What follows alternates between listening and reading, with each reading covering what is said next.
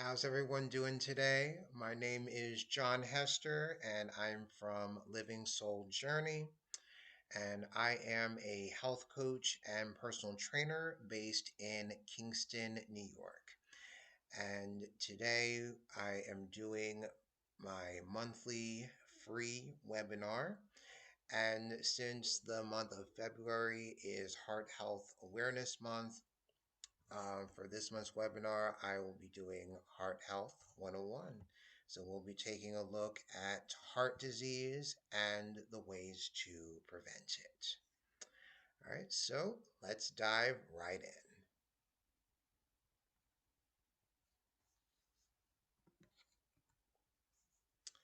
All right, so first, what is heart disease? Well, according to Medical News Today, heart disease is the leading cause of death for both men and women in the US and also the leading cause of death worldwide. Heart disease is a term used to describe several conditions, many of which are related to plaque buildup in the walls of the arteries. As the plaque builds up, the arteries narrow, and this makes it more difficult for blood to flow and creates a risk for heart attack or stroke. So now that we're clear on that, you may be asking yourself how this relates to you. So let's move on to discuss who is at higher risk for heart disease. When we look at heart disease, it's important to know some of the leading causes to best understand how to reduce your risks. According to the American Heart Association, the following factors greatly increase the risk of heart disease: smoking tobacco, high blood pressure, high cholesterol, physical inactivity, obesity, heredity, and unmanaged diabetes. This list of risk factors may seem overwhelming, but the good news is that numerous studies have offered solutions to lower your risk profile by manageable lifestyle and diet changes, even if you're predisposed to heart disease. So, we're going to look at some natural ways to reduce your risks. The Food and Drug Administration has the following list on their website for some general lifestyle changes you can make to reduce the threat of heart disease. And they include to quit or don't start smoking, exercise regularly, maintain a healthy weight, and eat a heart healthy diet. FDA cardiologist Sherry Targum says, for example, you can eat fruits and vegetables with each meal and limit saturated fat and added sugars. And if you choose to eat meats, choose the leanest cuts available and prepare them in healthy ways. If you smoke or are considering starting, please contact a health professional to discuss all health risks associated with smoking, including cancer and possible death. Additionally, smokefree.gov has some great resources for quitting. So let's discuss diet, as eating a heart healthy diet is one of the leading ways to reduce your risks.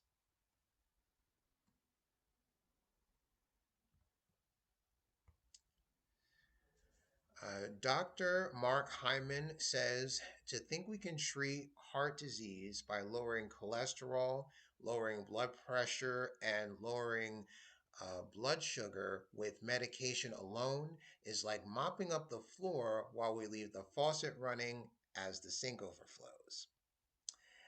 So, in this clever analogy, Dr. Hyman highlights the need to discover the outlying causes that put you at risk for heart disease rather than just treating the symptoms with medication. And diet is high on the list. A clean diet, such as the following, created by the American Heart Association, is a great guideline for getting started on your path to optimal health. So that includes a variety of fruits and vegetables, whole grains, low fat, dairy products, skinless poultry and fish, nuts and legumes, and non tropical vegetable oils. Now, just a bit of a note, this is a general guideline and it's therefore not relevant to everyone. So it's important that you speak to your physician about your individual nutritional needs.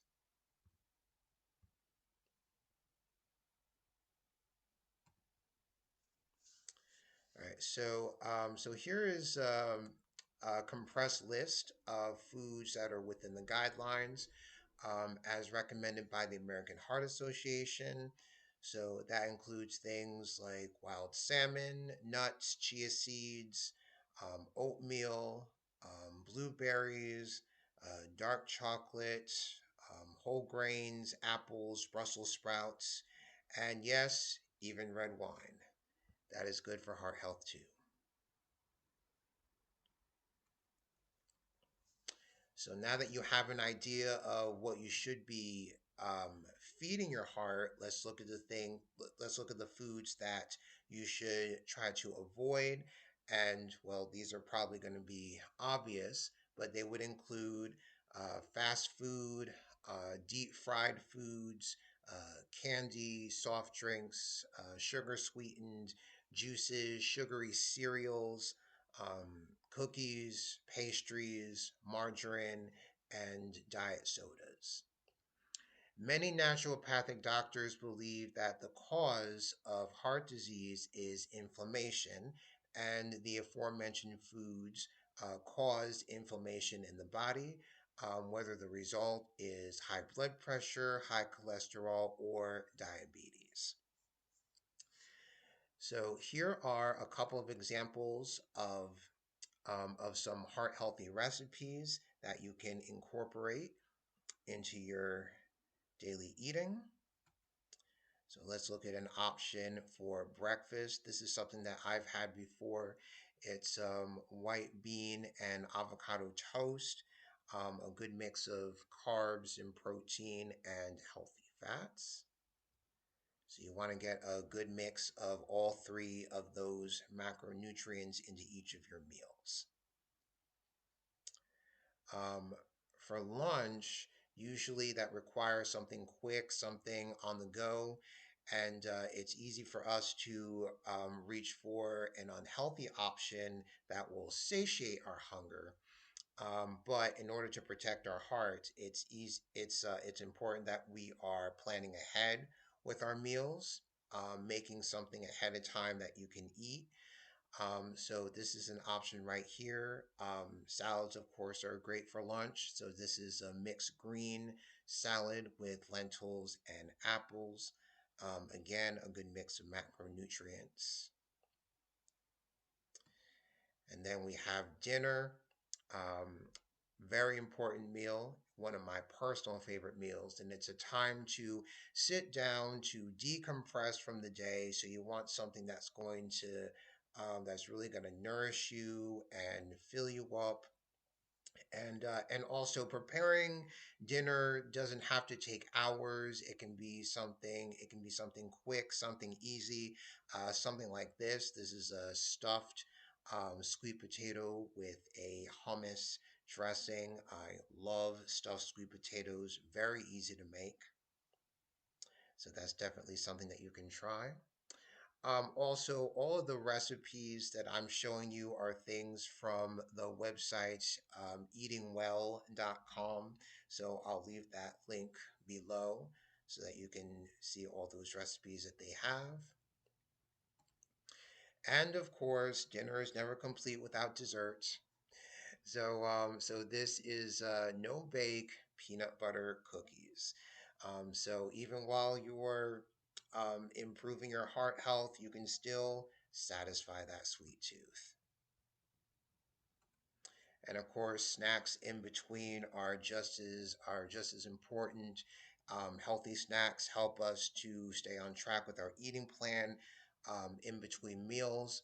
So you can do something like this, chili roasted pumpkin seeds, or you can just simply grab four piece of fruit, um, vegetable sticks like carrots or celery, and just do something quick and easy. All right, so now that we've talked about the food, let's take a look at exercise. Exercise should always be a part of a healthy lifestyle, but if you're wanting to target a healthy heart, there are some specific exercises that are recommended to reduce your risk. So, one of them is strength and resistance training. The American Heart Association recommends strength training exercise at least twice weekly, and this includes things like push ups, squats, sit ups, and jumping jacks. And these types of exercises are great for strengthening bones, muscles, and connective tissue. And this, in addition to lowering your risk for heart disease, it also lowers your risk for bodily injury. This also will increase your muscle mass. And by doing that, it will increase the amount of calories your body burns. And thus, you'll be able to maintain a healthy heart and a healthy weight. And then another important exercise is walking and also running. Walking is a low impact exercise that's easy to start, and then you can build up from there to more sustained movements like jogging or running. Walking is also great for lowering blood pressure and cholesterol while increasing energy and preventing weight gain.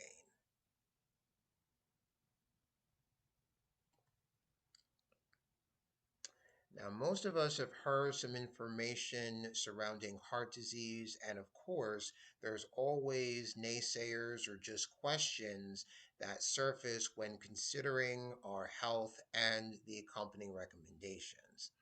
So, I want to look at a few commonly believed myths and discuss why they are not credible.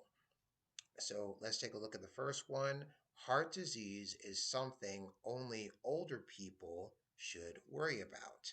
And this is false. According to the Mayo Clinic, all of us should take heart disease seriously. There are risks even for younger people based on family history and lifestyle.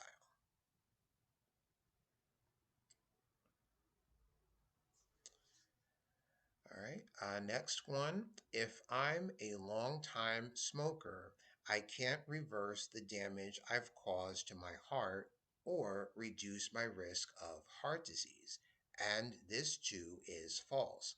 According to the Harvard Medical School, quitting smoking has immediate benefits, no matter how old you are or how long you've been smoking, and those benefits start the moment you quit. After just 1 year of not smoking, your risk of heart attacks reduced by 50%. And after 10 years, the risk drops to that of a person who never smoked. So, as mentioned before, contact your medical professional for the tools you'll need to help you quit smoking and quit today and get those benefits.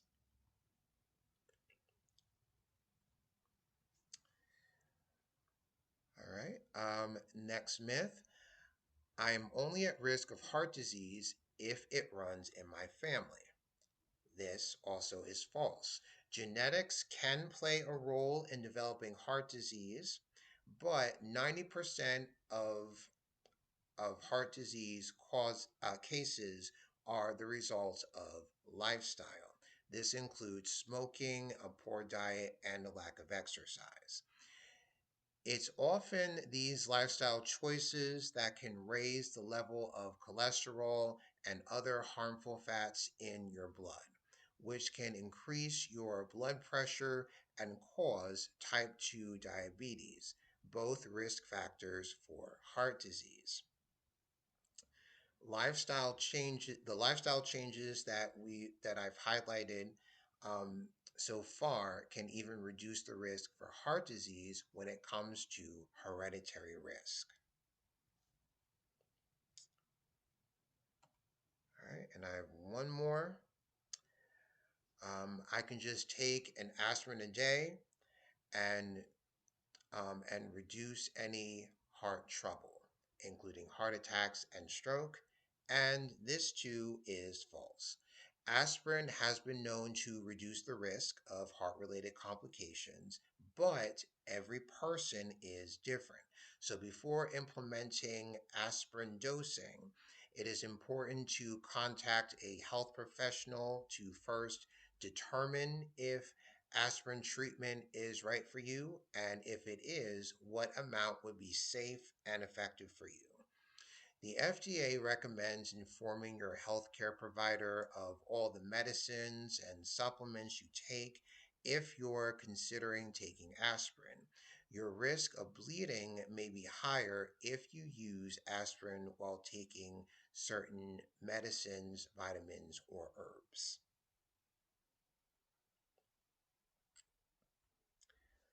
And while we're on the subject of herbs, according to the Cleveland Clinic, the following herbs and spices are great heart healthy ways to add some flavor to your meals. So we have things like allspice, black pepper, chili powder, cayenne, cinnamon, um, cumin, curry powder, ground ginger, nutmeg, paprika, red pepper flakes, whole variety of different spices that you can add to your foods while you're cooking.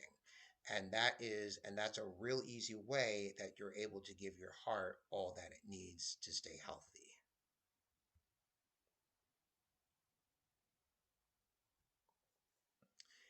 And here is one spice in particular that I would like to highlight. In some medical circles, turmeric is considered a great alternative to aspirin due to its naturally occurring anti inflammatory properties. It is the active chemical in turmeric called curcumin that is responsible for reducing inflammation. Curcumin is a great option because without the potentially life threatening side effects of certain medications. Curcumin is known to reduce the spread of inflammation safely. You can incorporate curcumin into your diet by adding turmeric to many of your recipes, including soups, dressings, curries, teas, and smoothies.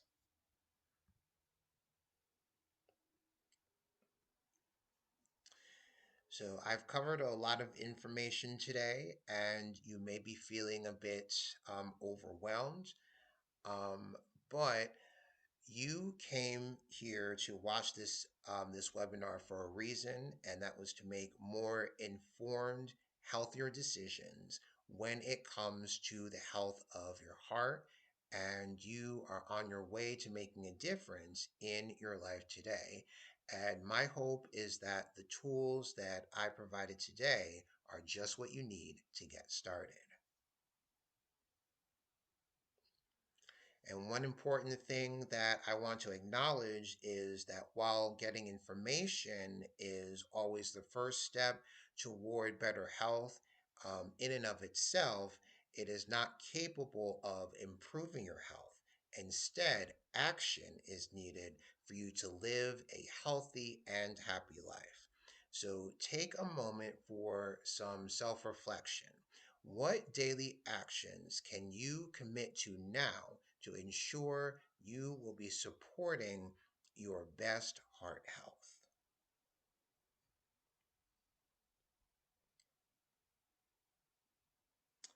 All right. So if any of you would like the sources that I use for this presentation, you can send me a message through email. I'll be more than happy to send those to you. And I want to thank you for attending my free webinar this month. Thank you for watching, and it means a lot to be able to share this information with you and to help you make healthy changes in your life. So I hope that there is at least one thing that I discussed today that you'll be able to implement in your life right now. And if you have any questions about the information that I shared in today's webinar, or if you have questions about the programs that I offer as a personal trainer and health coach, you can reach me at johnhester@livingsouljourney.com, and also be sure to connect with me on Facebook, Instagram, and YouTube, all at Living Soul Journey. So thank you so much for being here today, and I look forward to seeing you on the next webinar.